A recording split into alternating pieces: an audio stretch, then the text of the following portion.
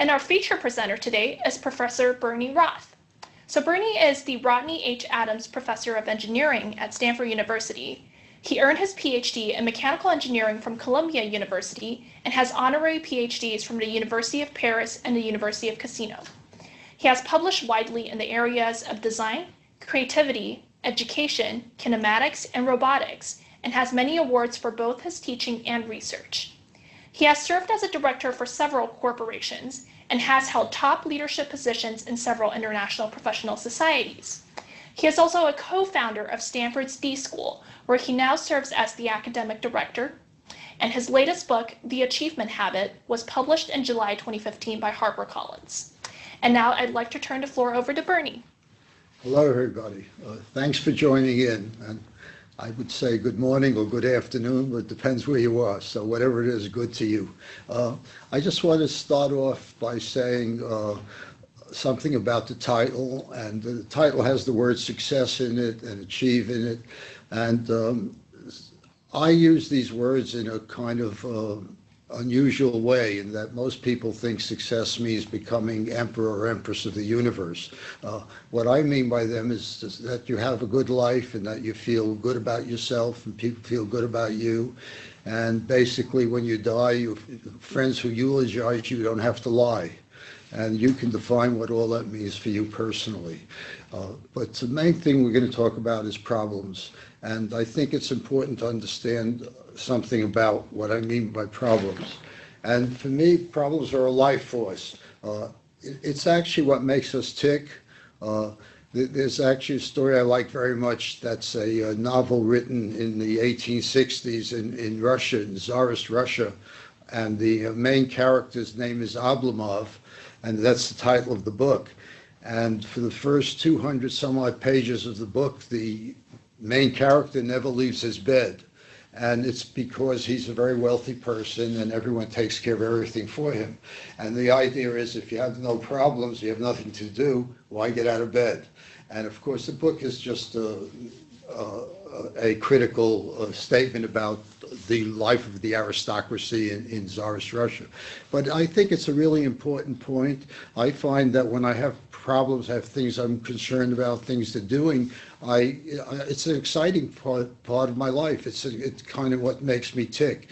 And I think we all do it that way. We may or may not think of it that way consciously, but it's important. So for me, the problem with the word problems is that it sounds bad, when in fact it's good.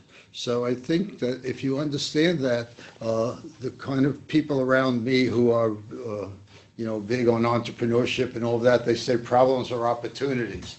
And the bigger the problem, the bigger the opportunity. Now that may be an extreme view for you, but it is actually true that solving problems is a pleasure, and it's actually necessary to get along in life. Now, most of us do a good job at it, and occasionally we get stumped. And I'm going to talk to you about what happens when we get stumped a little later on. But first, I want to talk to you about successful problem solving for others, because it's easy, if we look at how we do it for others, to understand what we don't do right when we do for ourselves. So one of the things we do when we solve problems for others is we come up with a problem statement. I prefer using the word point of view rather than a problem statement, because it implies that in fact the thing we're working on is subjective. It's not an objective reality. So we say problem statement, it implies more something that's objectively given. In fact, all the time there's a subjective view to it. And the way we do it is we get a phrase describing a specific user, which is very important point, who we're solving the problem for, then a phrase specifying a need, and then a phrase giving an insight specifying what, but not how the solution needs to accomplish. And I'll give you a specific example of that to make it more concrete. So in a course I taught, the students came up with a problem statement, which was, Maria, a poor single mother, needs financial know-how so she can use her money efficiently. Now, if you look at that statement, Maria is what it's about. There's a need, financial know-how, and what it would accomplish would be to get get her to use the money efficiently. So that's kind of the framing of it. And when you see that, you can see there's an insight implied in here, and that is if she gets more knowledge, she's going to do better with her money. Now that's an assumption, and it may not be true. She may be a spendthrift. She may know everything there is to know about money and still not do well about it. So you have this assumption, and you have to test it if you're going to solve the problem. In this case, the students worked with some janitors at Stanford, and they tested their insight. And they found that giving a small amount of knowledge changed these people's lives, that this woman was able to save $1,400 in 6 months on a salary of less than $40,000. So she was saving 9% of her income, which she had never done before, but by virtue of them giving her access to banking, by virtue of them giving her some knowledge and things like that. So that was, in fact, a life-changing thing, both for the people that the problem was solved for, and also for the people who solved the problem, because they went and made a company based on that insight. And the company did very well. It's won all sorts of awards. And basically what the company does is it ties people to financial institutions using a cell phone, not a smartphone, just an ordinary cell phone, and it speaks to them in their own language. And it's been so successful that the company is called Juntos, which means Spanish means together, and they're in 12 countries across 4 continents dealing with some of the biggest banks in the world. So this is just an example of how if you have the right problem, sort of magic can happen if you pursue it. And that's kind of the point of what I'm going to talk about for you, yourself, in your own personal life. And so the question that we're really concerned about is not so much what was done in classes and the more formal methods we use in what we call design thinking, but problem solving for yourself, applying the same ideas and techniques. And so what are we going to do? How come? I mean, do you ever think of this? I know, I haven't met you, but I know you're intelligent. You're intelligent enough to sign up for this webinar, so that shows you're a highly intelligent person. And how come people like you and people that I work with every day, and I myself, and people in my family, and my friends, we get stuck and we lose sleep over simple problems? They're not like rocket science problems, as we say, and they're not generally things like peace in the world forever and, global issues. We generally lose sleep over very small problems, which have to do with our relationships, with our family, with our work, with kind of the small everyday issues of our lives. So how come you've solved harder problems? Everyone I work with has solved harder problems. How come you're stuck with problems like that? And I've talked to thousands of people over the years, and everyone really has problems that they lose sleep over. I only met one person, actually, who claimed he didn't have any problems falling asleep. He happens to be the youngest mayor of the city of Stockton right now. I haven't checked with him recently, but I'm sure he's losing sleep over something. So I think it's universal. So what can go wrong? Well, in most cases, what goes wrong is you're using an old answer instead of a new question. You think you're dealing with a question, but you're dealing with an answer. I'll give you a simple example of that happened in my life. It's a very trivial example, but it makes the point very nicely. I had a friend visiting me, and I wanted to take him up to the wine country, and I didn't have a car available, so I rented a car. And we went, and we spent a nice time, and eventually we were running out of gasoline. So we went into a gas station, and at that point the drama started. I went to look for the button that releases the cover on the gas tank. And I looked every place I have ever had one in any car I've ever been, I couldn't find it. And then I took out the manual in the glove compartment to see if I could find it. And then suddenly a miracle happened. A car of a similar make drove up. The similar make, similar model. So I ran up to the woman and I said, "This is a stupid question, but can you tell me where the button is to open the cover on the gas tank?" And she said, "There is none." okay? So I could have just gone over and opened the cover, and it would not have been a problem. Namely, it's trivial. I wasted 10 minutes of my life. It's no big deal. But it does show what happened. I had the old answer, which is find the button in order to get to the gas tank. The new question was, how do I open the cover? So I was really working on the wrong problem. And that's exactly what happens a lot of times. So let's talk a little bit more about it. Well, if you look at something like bike riding as an analogy, most people think they know the rules of bike riding. But if you're going to ride bikes at a higher level, there are rules which at first seem counterintuitive. For example, if you ride a bike really well, you're not using the handlebars to steer the bike. You're using your body weight to steer the bike. You don't sit on the seat if you want to win the race. I got news for you. If you watch races, they're not sitting on the seat, and you're certainly not pushing on the pedals. I'll tell you that much. You know, people have clips and they're pulling and it's coming out of the rest of your body, not the part of the foot. It's the forces coming from within you. So these are three rules which in bike riding would seem counterintuitive if you're an amateur. Well, I want to do the same thing to you in problem solving. I want to give you a set of three rules which are really important rules if you're going to solve problems at a better level than you've been doing it up till now. And my three rules are: don't use answers as questions. I'll explain these in more greater detail. That's what the talk will be about. Don't use answers as questions is the first rule.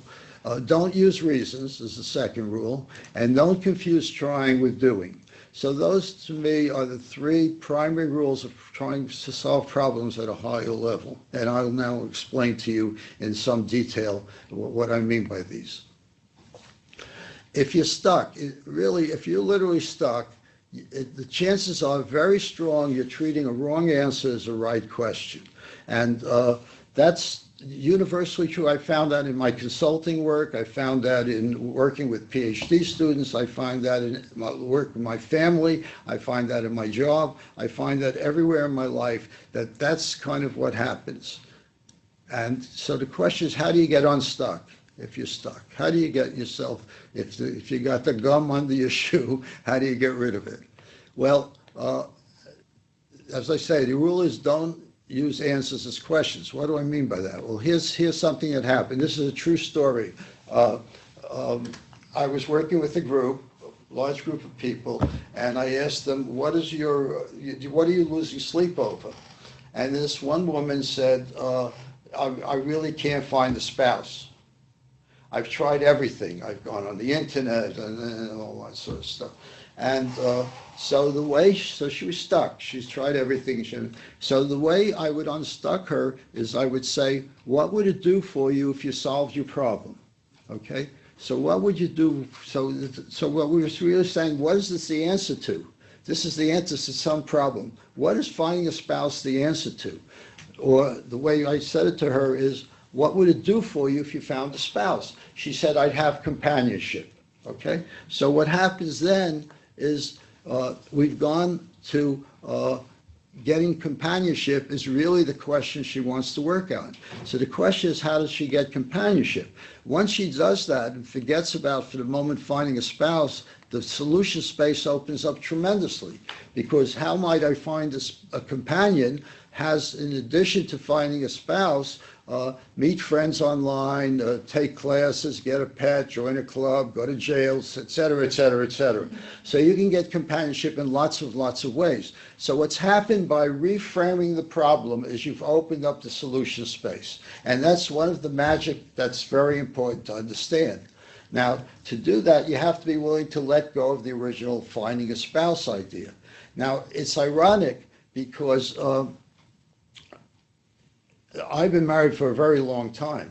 And one of the big issues in my life, in my marriage, is companionship, because I'm busy talking to you on the webinar and doing a lot of other things, and I'm not giving my wife as much companionship as I like. Since we've been married for over 60 years, I don't think she'll divorce me.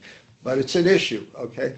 So the idea is if this woman found a spouse, he might not give her companionship. He might be even worse than me.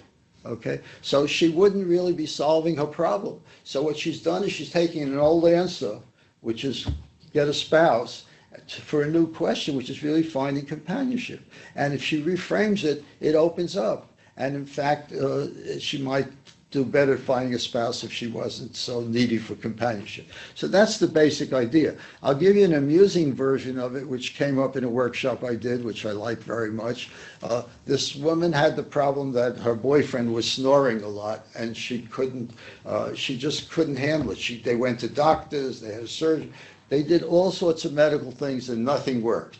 So again, I said, well, what would it do for you if your boyfriend stopped snoring? She said, I'd be able to get a good night's sleep. Okay, so now the problem she should be working on is a good night's sleep. Forget about stop snoring. And if you open it up and say, how do I get a good night's sleep? There's many possibilities, right? Like including changing the boyfriend, which is a good one, or sleep in the other room, or earplugs, and so forth and so on. So the poor guy could snore and you could sleep. So it's this whole idea of trying to solve the wrong problem, and even if he stopped snoring, maybe she still wouldn't get a good night's sleep. Maybe he'd bother in other ways. I don't know. So the point simply is, if you know what you really want to be after, make sure that's what you're working on. Now, this thing, and what happens is, I hate to do this with Stanford freshmen because they say, but I didn't get a spouse, but I didn't stop snoring. They won't let go of the original problem. And it's a freshman syndrome. It's okay, because once you're a graduate student, you realize in life, it's much better to disappear a problem than to solve it. If you disappear your problem, it's gone forever. Whereas if you solve it, it can come back and haunt you. So it's really interesting. It's okay to let go of the original thing and not just cling to it because that's what you chose originally. Okay, so in my case, I never found the button to open that gas tank. I never found that button, but I'm sleeping very nicely because I had a full tank of gas and went on with my life. And that's analogous to everything. You have to be willing to let go of the wrong thing, which was an answer to the wrong problem. All right, now I'll give you some really powerful examples of this. This is a project that some students did. It had to do with premature children. So when a baby is born prematurely, it must stay warm or it will die. It cannot manufacture enough heat by itself. You need to do it externally, and the way it's done in most of the world is with things called incubators. We have these at the Stanford Hospital. You have them almost universally in places where people have hospitals. And what a group of doctors came to us from Nepal, and they said, look, we have these incubators. They're donated they cost $20,000. They're donated from India, but we have some problems. The one problem is they keep breaking and we can't repair them. And the other is that you need electricity. If there's no electricity, there's no warmth, and the baby dies. And in Nepal, the electricity is intermittent at best. So the problem they gave us, well, could you fix the incubators and make sure they work? So before the students went to Nepal, they worked on battery backups to keep the electricity going and to redesign it with fewer parts to make it simpler. And then they went to Nepal and they were horrified because they found out that the incubators are in the clinics. The clinics are in the villages, in the towns. Many of the mothers are up in the hills. They can't get there in time, even if these worked. Even if the incubators were perfect, they worked. The mothers can't leave their other children alone. They let the baby die. They just can't get there in time. A lot of things indicated this was the wrong thing to be working on. Okay, so they reframed it, and they understood they needed a point of view which took care of the mother and the child. The question was the mother and the child were the user, and the need was to keep the baby alive. And so they invented something that looks like, well, you could just say the problem here in terms of reframing it is make the machine work. That's the wrong problem. The idea is to save the children. So if you save the children, you can do other things. So they came up with something which looks like a sleeping bag. And the magic is it has inside of it a bladder which is made of a kind of wax-like material, which when you heat it, it melts and it absorbs a lot of heat, and it takes about 5 hours to give off the heat, and it keeps the baby at the right temperature. And you could melt it with anything. You don't need electricity. You could use electricity, but you could boil water, you could use the sun. So you melt the wax any way you can, and you're not reliant on electricity. And it saved over 300,000 babies at this point, and there was a nice moment when they were invited to the old White House, and this gentleman was nice enough to say nice things about it. So it's an example of reframing the problem to the right problem. In this case, it wasn't fix the incubators, it was keep the babies alive. And another one, which is also a classic one, it has to do with a friend of ours who works at General Electric. His name is Doug Dietz, and he designs MRI machines for children. He designed at one point. And what happened is he designed the machine, you can see there, and he went into a clinic to see how it was going, and he was told that they loved his machine, the nurses loved his machine, and then he was sort of horrified to find out that about 85% of the children have to be sedated before they can go into the machine. They're so terrified by the machine. And he never saw the machine from the point of view of a child, where you're sort of asked to crawl into the mouth of a metal monster. And he realized that really he ought to talk to some children. So he went around talking to children that were chronic patients and all that. And what he found out when he talked to one child that was a cancer patient, that her life was sort of devoid of any adventure or any excitement. That her brother who was well, had all these trophies and she had sort of a very spared life because of her medical issues. And he figured, well, what she really needs in her life is excitement and adventure and all that. So what he did is he didn't touch the machines, he just repainted them basically. And they made the machines as part of an adventure series. So the top right one shows a pirate ship, and you have to hold still so the pirates don't find you. And the other one is underwater. And what he did is, before the children came, they made a comic book showing rays going through your body where you see bones, and they got knapsacks for the children. So they made it an adventure rather than a medical experience. And the sedation rate dropped down from 8.5% to about 1%. And children were heard saying, "Mommy, can we come back tomorrow?" Okay. So what happened is he reframed the problem again from one of, does the machine work, which it didn't because these children were getting sedated, all that, to one where not only to save them, but to give them an adventure, to give them something delightful. And he found that need by saying, what was he really trying to do? So that's the idea. So that's kind of rule one. Make sure you're working on the right problem. Most of us solve problems all the time. We're always working on the right problems, except when we're not. And when we're not, those are the problems we're losing sleep over. And those are the problems to reframe. So if you're just going along your life and you're solving problems and everything is great, don't worry about it. You don't need anything I've said. Forget about it. On the other hand, if you're losing sleep and things are bad and you don't know what to do, give it a shot. Reframe the problem. And simply, the way to reframe it is really simple. Just say, what would it do for me if I solve the problem? That will give you a new problem. Work on that new problem. Forget about the original one. It's magic. It really works very, very well. But you have to be big enough not to hang on to the original problem, and you have to be big enough not to lie to yourself. The problem is most of us lie to ourselves. We have a certain self-image, and we don't tell ourselves the truth why we want to solve this problem. So you have to be truthful about what it is you want to get out of the problem. And if you do that, then you're going to do the right thing. So if this woman just had companionship because she just made that up and she didn't want to tell me some other nastier reason she wanted to get married, like she wants a rich guy to take care of her or whatever it is, it's not going to help. But if you tell yourself the truth, then it will help, and the solutions will be right out there in front of you, and often it almost solves itself. So that's the first rule. The second rule, reasons. Did you ever ask yourself, what's the purpose of reasons in the world? Why do we have reasons? Well, I've asked myself that, and I've thought about it a lot, and I've come up with the following answer. The only use of reasons is to seem to be reasonable. That's the only use of reasons, to seem to be a reasonable person.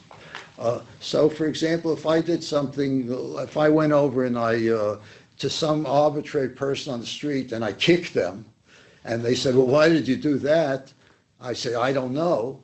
I'm not a reasonable person. But if I kicked them and I said, you reminded me of that kid in the 5th grade who used to bully me, then I have a good reason for kicking him, right? So I'm a reasonable person. Okay, so that's absurd.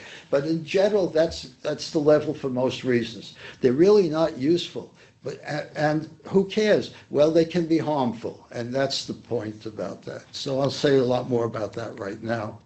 The first thing to understand is there's no one reason for any human behavior.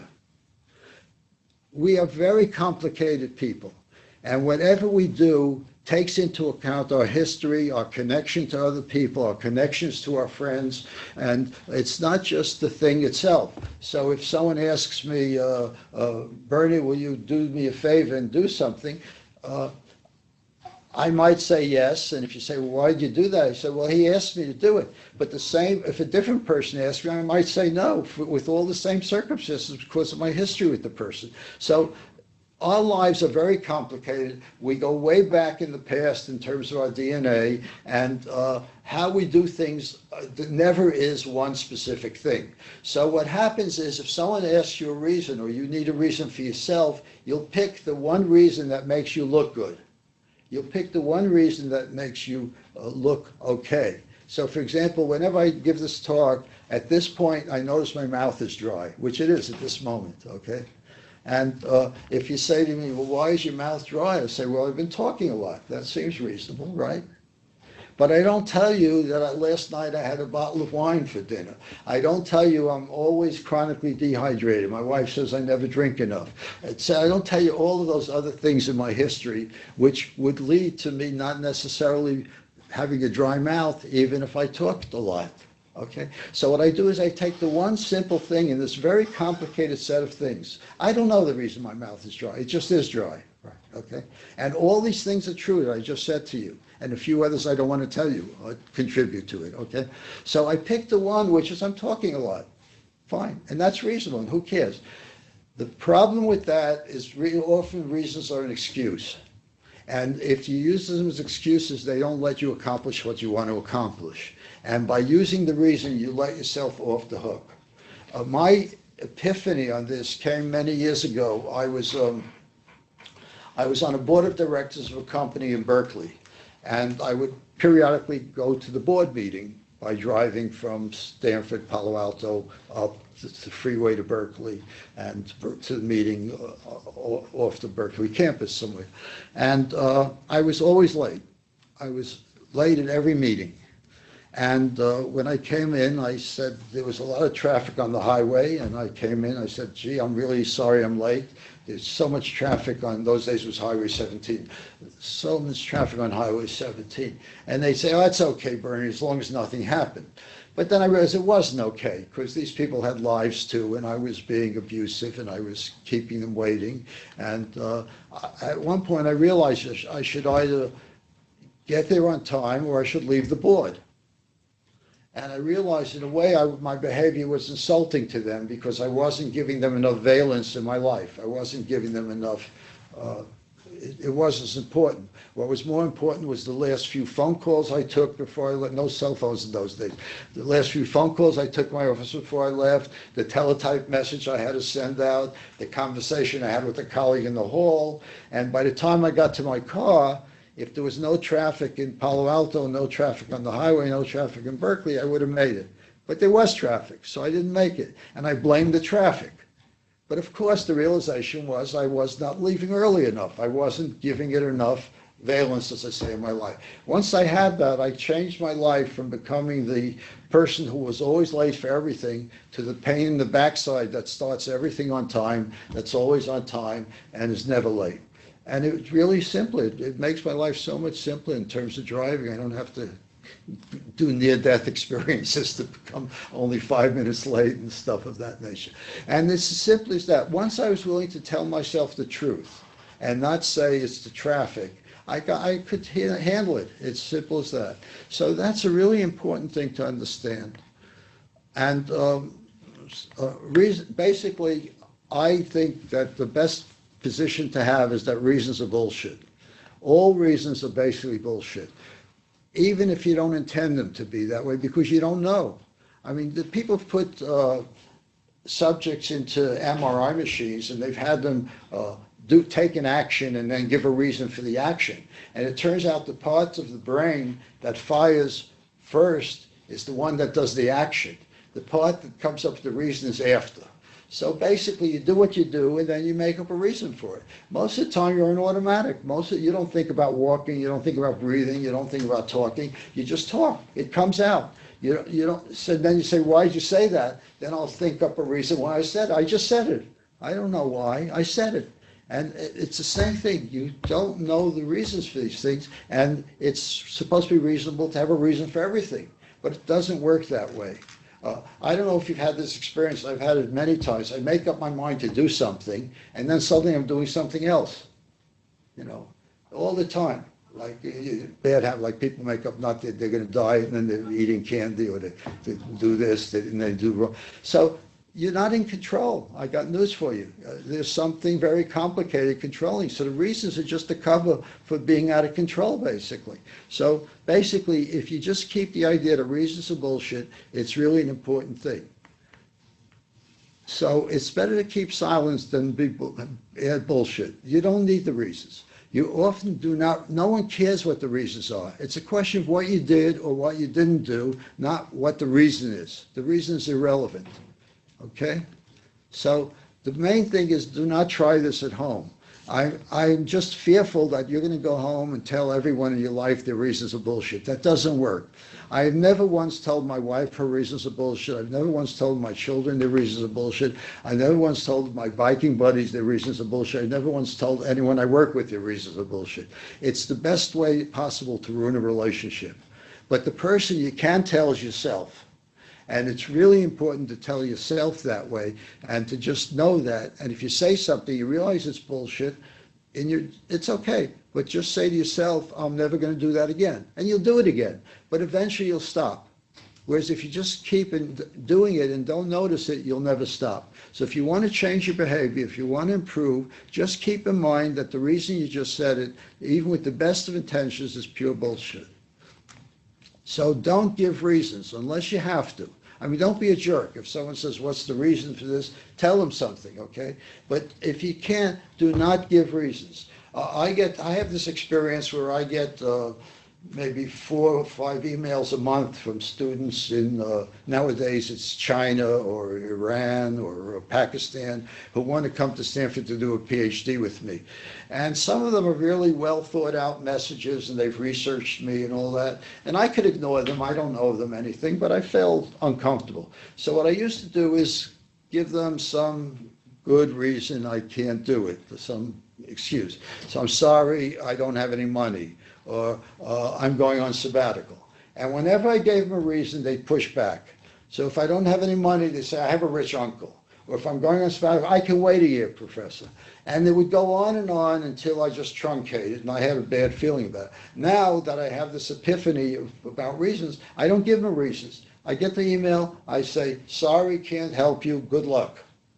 And what happens is about 90% of the time I get back an email saying, thank you for answering my email, Professor. It's the end of the story. It's such a good example of they don't need a reason. They just want to know, you're going to let me in or you're not. Once they know, it's over. The drama is over. They'll move on. They'll go to somewhere else.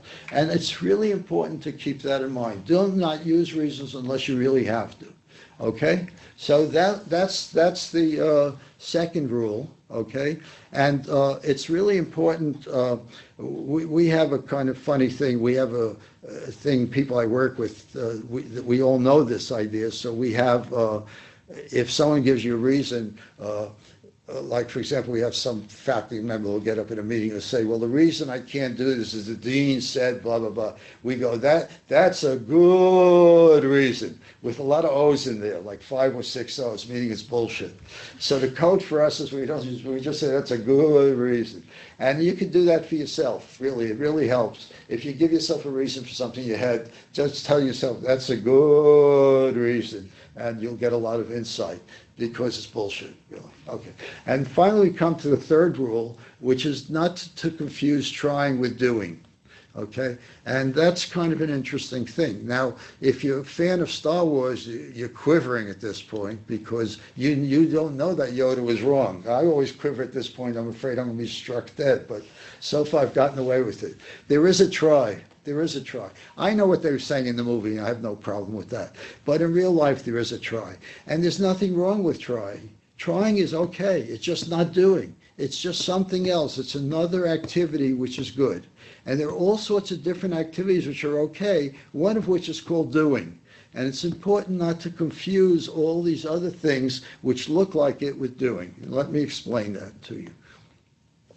So to do, you need to have an intention. So first of all, what is your intention? Okay? If you don't have any intention, it's just a pipe dream. Pipe dream refers to people who used to smoke opium in dens and smoke a pipe with opium and dreamt about all sorts of wonderful things. So we all have wonderful dreams. We all have pipe dreams. There's nothing wrong with it. Pipe dreams are wonderful. Even if you don't have to have opium, it's wonderful to have pipe dreams. We have dreams, wherever they are. It's great to have all sorts of fantasies. There's nothing wrong with it, but that's not your intention. That's just a dream. Okay, that's one thing.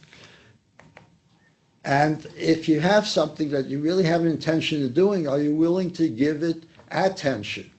So you need these two things. You need to have intention and you need to have attention. So if you have an intention to do something, it's not going to happen unless you give it attention. It requires. There's a word that not many people know, even if you're a native speaker. It's called velleity. And a lot of people experience velleity.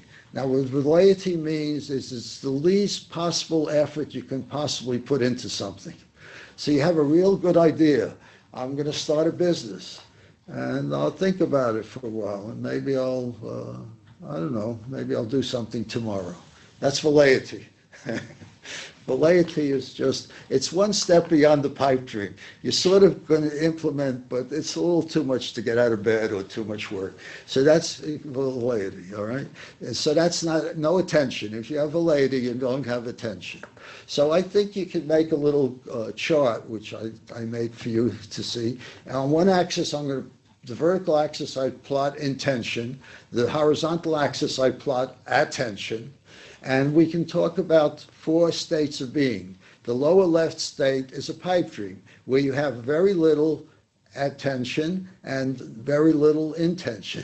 So it's something you just dream about. You have no intention, no attention. If you go up on the left-hand side to the top one, you have something where you have an intention, but there's no attention being given to it. That's velleity. You have an intention to do it, but you don't give it any intention. You have an intention to do it, but you don't give it any attention. And then on the right-hand side, on the bottom, you have what's called trying. Trying is when you have an intention to do something and you give it a little attention. You give it a little attention. And it might work. It might work. It might be simple, it might work, and it's fine, it'll happen. It might happen. On the other hand, if it requires a lot more attention, or you encounter an obstacle or something, you don't do it. It doesn't happen. And then finally, on the top quadrant on the right, we have doing. Doing requires both intention and attention. You have to intend to do it, and you have to give it the attention it requires. Now, all 4 states, as far as I'm concerned, are fine. There's nothing wrong with pipe dreams. There's nothing wrong with velleity. There's nothing wrong with trying. There's nothing wrong with doing. It could even be better to try. I'll give you an example that happened in my life. My wife hates when I tell the story, but I think it's perfect. And she's not listening, so I'll tell you the story. We were coming home from San Francisco. We passed a movie theater called the Roxy, which is a kind of funky theater in the Mission District that shows movies you don't see anywhere else. And I noticed the line around the Roxy was bigger than I've ever seen. It was going around the block. And I noticed on the marquee, it was a movie about a musical group, and the group was there. I had never heard of them, but clearly all these people were there. It must be great. So I said to my wife, let's go to the movie. She said, no, I'm tired. Let's go home. I said, come on, let's go to the movie. She finally relented. She said, okay, well, let's go. I said, okay, jump out of the car, buy the tickets, I'll go find a parking space. 10 minutes later, I come back, and my wife is not online. She's just standing in front of the ticket booth. I said, well, how come you're not online? She said, they're sold out. I said, well, how come you're not online? She said, didn't you hear me? They're sold out. I said, yeah, but, and I said, oh, you stay here. And I went along the line, and I got 2 tickets somehow, and we went to the show. And it was a great example where my wife was trying, and she got an obstacle. They were sold out, so she gave up. It's a good reason. They're sold out. It's a good reason not to go, right? So I was doing. Didn't matter, sold out or not, I was going to get those tickets, come hell or high water. I was doing. Now, it turns out in this case, it was terrible. Trying would have been much better than doing. You never know. Sometimes you can get killed doing. So I'm not voting. I'm not voting. And really, in life, sometimes it's really fun to try, and it doesn't happen. But it's a difference between trying and doing. You understand that? I had an example where I was supposed to go to a meeting that I didn't want to go to. I was sort of obligated to go to it. It was in Dallas, Fort Worth. And I came to the San Francisco airport, and it was a miracle. All the flights to Dallas, Fort Worth were canceled because there was a snowstorm. So I called up the people. I said, sorry, I can't come, it's snowing. He said, we understand, thanks and all that. Now, the truth is, if my life depended on getting to Dallas, Fort Worth, snowstorm or not, airport closed or not, I would have gotten there. But I didn't want to go. I was trying. I gave it a good try. It didn't happen, it was great. It was the best thing in the world that I was trying. But if I was doing, it wouldn't have stopped me. And that illustrates the whole idea. You will, and when you're doing stuff, you'll have obstacles. But the magic comes in walking around the obstacle and not letting it deter you. And often you get to a much better solution than you would if you didn't do that. So it's important to understand the difference. And again, I'm not voting on any of the 4. I'm saying just know which state you want to be in, and don't confuse which one you are. And you can go from one to the other. It's no problem. If I have to kill someone in order to do, and it's against my moral principles, I'm not going to do it. I'm going to change my mind. I'm going to stop. I'm going to try, or I'm going to go have a pipe dream. I don't care what. I'm not this. You can go from one to the other. Just don't know which state you're in is the important message. Okay, so if you're really doing, an obstacle doesn't stop you. And what is your intention, and are you willing to give the attention it requires? That's the important thing to understand, and that will get you which quadrant you really belong in. And the other things that could happen, and I'm just going to close with this, language shapes the way we think. And it's important to worry about what language you use. So for example, instead of using the word but, if you use the word and a lot more, you'll find you'll have a better life. Instead of saying you have to, if you say you want to, you'll have a better life. Instead of saying you will, instead of saying you can't, you could say you will not. And instead of saying help, you can use the word assist, and so forth. There's a whole bunch of words you can use that make your life much better. The words change the way you are, and if you use the right words, it will make things go a lot better for you. So I've kind of given you all the wisdom I have at the moment, and I want to thank you for your attention. And we're opening up now for the second part of this session where we'll have questions. Thank you. And now we'll head into our Q&A session, and we'll take some questions from our attendees. So Bernie, our first question is, how can you convince your management to rephrase a problem without giving reasons? Well, usually it's a matter of doing rather than giving reasons. And I had an experience where 3 people from a company, I probably shouldn't name it, came and did one of our workshops, and they went back and they had an idea, and the manager said, I'm sorry, we have no room to do this and all that. And he gave them all sorts of reasons why they couldn't do it. And they said, well, they caucused and they said, well, let's do it. Let's not try to do it.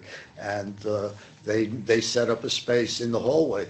He wouldn't give them an office. They set up a space in the hallway, and they eventually did it, and they went on.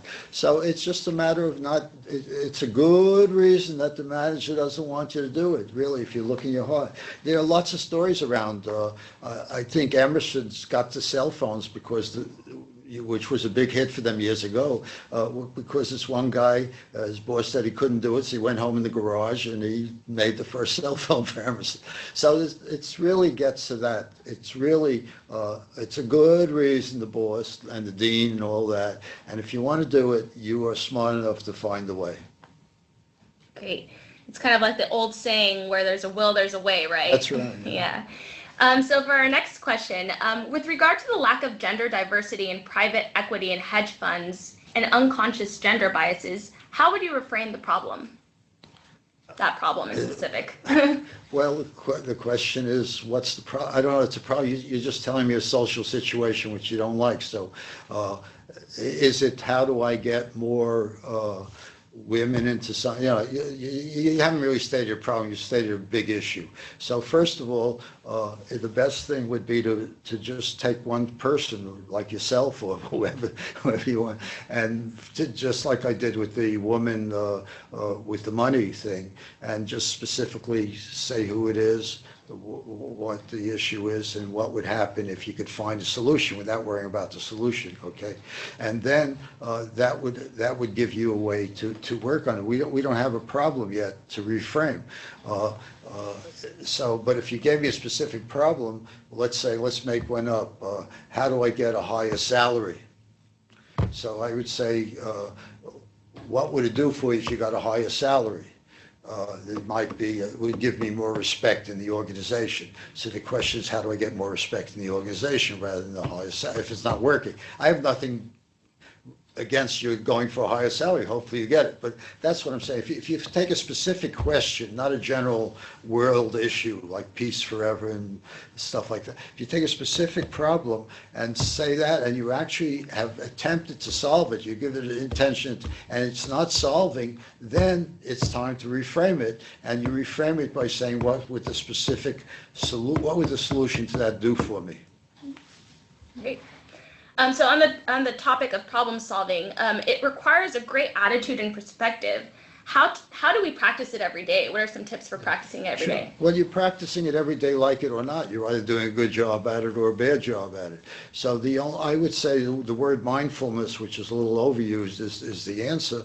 It's a matter of not being oblivious, but looking at what you do and maybe going at, I don't know if you keep a diary or something like that, but a good thing might be to go, when you go home at night or in the morning if you work on the night shift, write down what happened during the day in terms of incidents and problems, and analyze them and say what you will never do again and what you did wrong. And so be aware of your behavior and see how it goes, and use that as a way to learn. And we say failure is a great way to learn. So if you really do something bad, you've learned, underline it in red, and don't do it again. You'll do it again, but eventually you'll stop if you keep taking notice of it. So I'd say awareness or mindfulness is the key, and don't go unconscious about what's happening every day.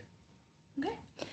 So shifting on to the next question, are there any ways to help yourself move from the trying to doing stage? Any ideas to find the motivation to keep working even though there are many obstacles in the way?